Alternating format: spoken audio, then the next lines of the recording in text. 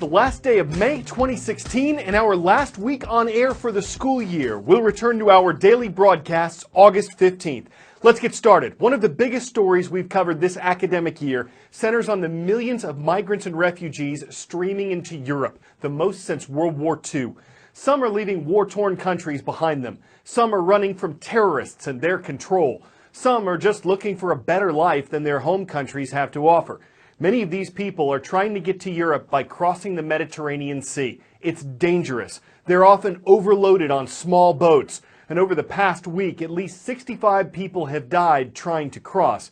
But hundreds are still missing from several shipwrecks. And officials are afraid that more than 700 lives might have been lost.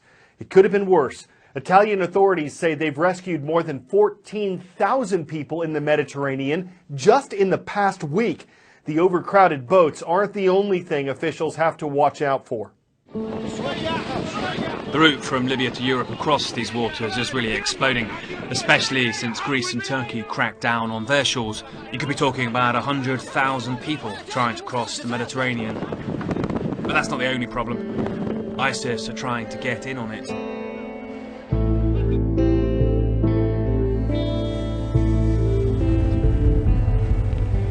This trade in human souls is awful enough until you think that perhaps ISIS are using this passage of human life into Europe to try and infiltrate the continent with sleeper cells. The smuggler said it began about 2 months ago. 50 Tunisians tried to travel from Libya to Europe in the last fortnight, he said, and he was also offered $40,000 by an ISIS leader to take 20 ISIS people across, but he declined. So ISIS already control or influence about 1/10 of Libya's huge coastline. About 4,000 to 6,000 fighters are in that area, but the US thinks many in the main stronghold city of Sirte. They've been helped by Libya being in chaos, with 3 different governments now claiming they should be in charge.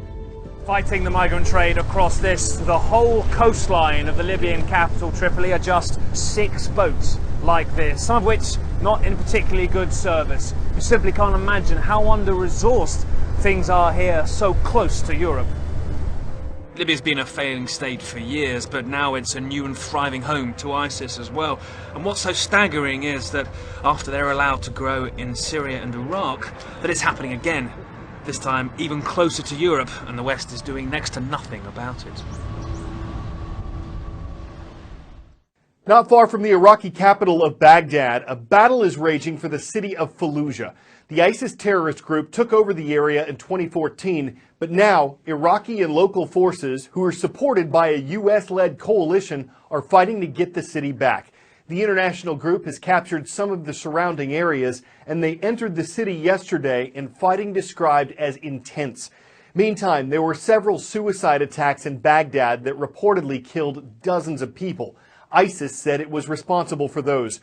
The terrorist group is also suspected of killing men and boys in Fallujah who refused to fight for ISIS. Hundreds of families have fled the city to safe areas nearby, but officials say tens of thousands of people could still be caught in the crossfire. Yesterday was Memorial Day in the United States. It's observed every year on the last Monday in May, and it's a time for Americans to remember those who died while serving in the military. As Commander-in-Chief of that military, U.S. President Barack Obama participated in the traditional wreath-laying at the Tomb of the Unknowns. The monument was originally used for the burial of an unidentified American soldier from World War I. Unidentified troops from other U.S. wars were added in later years. Memorial Day started as Decoration Day, a time when Americans decorated the graves of Union and Confederate troops from the Civil War. Now, flags, flowers, services, and ceremonies are held nationwide in honor of fallen U.S. troops. Barbara Starr attended an observance at Arlington National Cemetery. This was really basically an empty green meadow, and over the years it has filled as families have laid their loved ones to rest here. This is really the history of the last 15 years of war for American troops and for American military families. You see it all basically written here, the battles that have come back into our headlines: Fallujah, Ramadi, Baghdad in Iraq, the Korangal, Jalalabad, Kabul, Kandahar in Afghanistan. And we see the families repeatedly come here year after year to visit their loved ones. I want to have the camera pan over just a bit. You will see there is a 90-year-old grandmother here. There are small toddlers here. These are people who pause, as so many Americans do across this country, to pay their respects. We see battle buddies coming here to visit their friends who didn't make it all the way home. It is quite an awestruck sight every year that we see. People sort of refer to Section 60 as the saddest acre in America. I got to tell you, I don't see it that way. On a day like today, what I see is an acre that is full of probably the most solid love that you are going to find. These are people who are coming to pay their respects, to pay their love to America's fallen. These three schools have two things in common. One, they all made a roll call request at cnnstudentnews.com. Two, they've never been featured before. Casper Classical Academy is in the city of Casper, Wyoming, and it's the home of the Cougars. But they're not the only ones. Cougars are also watching from Chesapeake High School. It's in Pasadena, Maryland. And from Calle Margarita Este, Costa Rica, hello to everyone at Tree of Life International School. For the first time, a very dangerous superbug has infected an American. She's a 49-year-old woman from Pennsylvania. She was recently admitted to Walter Reed National Military Medical Center with a very rare kind of E. coli infection. Health officials don't know how she got it, but the infection's called a superbug because normal antibiotics don't kill it, even the antibiotic that doctors use as a last resort. The CDC and the Pennsylvania Department of Health both investigated the case. The woman survived. She reportedly responded to other antibiotics, though one report suggests that half the people who get this kind of infection would die from it.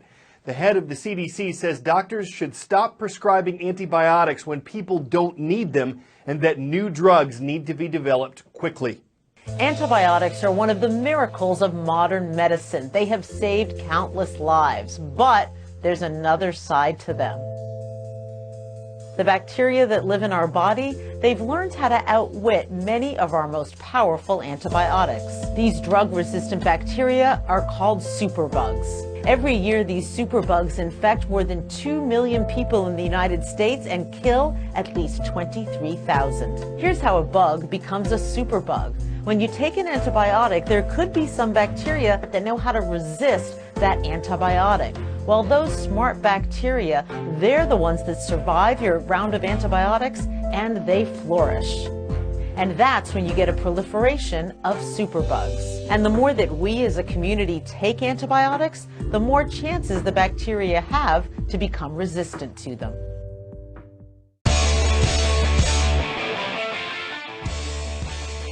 Majestic, stately, magnificent, proud. This ain't no petting zoo pony we're talking about. We're talking about Frederick the Great, whose long flowing locks are stampeding across Facebook and earning him the nickname, the most handsome horse in the world.